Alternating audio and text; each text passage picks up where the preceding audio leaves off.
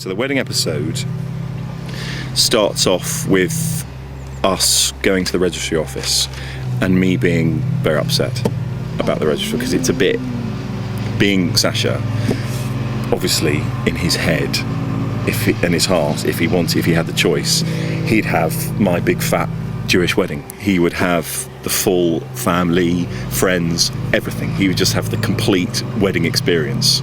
You know, it's the absolute opposite of what she wants. So I'm going, okay, fine, we'll just have a quiet wedding. So we go to the registry office, and the episode is Justin. So it's a great episode. It's over the whole week. So you start on the Monday and you end up on the Friday, and it goes through different stages of what happens. And I think for most of the ep, you assume that Chrissy will leave him at the altar. I think you kind of think that's what's going to happen. When I found out I was going to get married to her, I always said, Jack's got to be my best man, because we're great friends. So I will insist that Jack's my best man. But of course, because it's not a proper wedding, we didn't do that. But I said, well, if she can't be my best man at my stag do, she's got to be at my stag do. Surely Jack's got to be at my stag do. So the stag do is in Luke's camper van with Michael, Luke, me and Jack. So it's just, and it was, to film it was one of the best things I've ever done. It was such a laugh.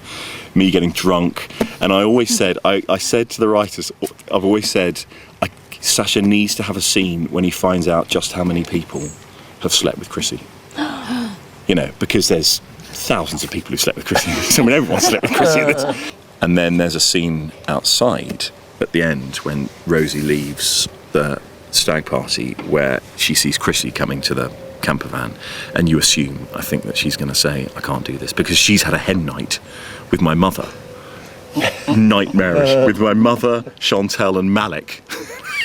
A hen night in Albies while we're in there, and the hen night is my mother going, you know, he's had a horrible life, this, that and the other. So you sort of, when she comes to the camper van, you assume that Jack's going to turn around and that she's going to turn around and say, I don't want to do it. But she meets Jack, who says, you know, that man in there deserves happiness more than anyone I've ever met. If you're going to do it now, because I don't think he should marry you anyway, because I just knew all along you're going to do this.